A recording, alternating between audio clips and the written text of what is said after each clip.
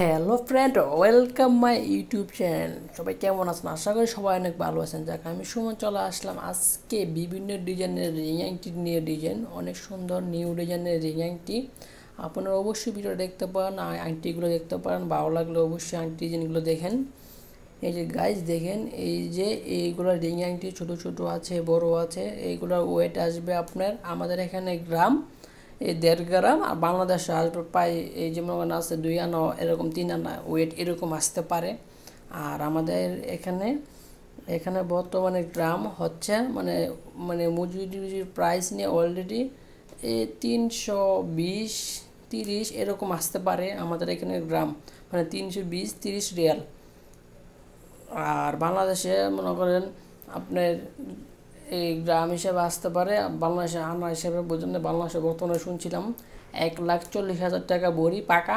তাহলে আপনার থেকে মনে করেন অলরেডি মনে করেন 1,45,000 এরকম নিতে পারে।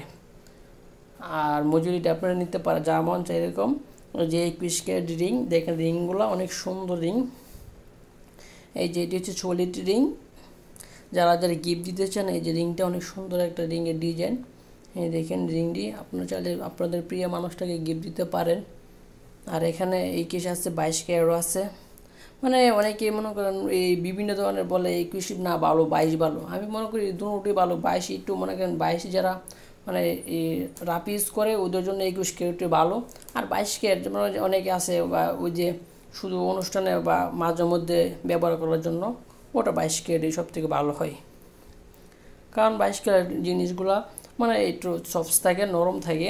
আর 21 ক্যারেটের হাড় থেকে সবসময় রাফ ইউজ করতে অনেক ভালো, মানে কোনো সমস্যা হয় না। 22 ক্যারেট নরম থাকে। অনেকে দেখা যাচ্ছে কানের জিনিস কিনলে ঘুমানোর সময় এই নরম ভেঙে টুঙে যায়। যাক গাইস, ভিডিওটা ভালো লাগলো অবশ্যই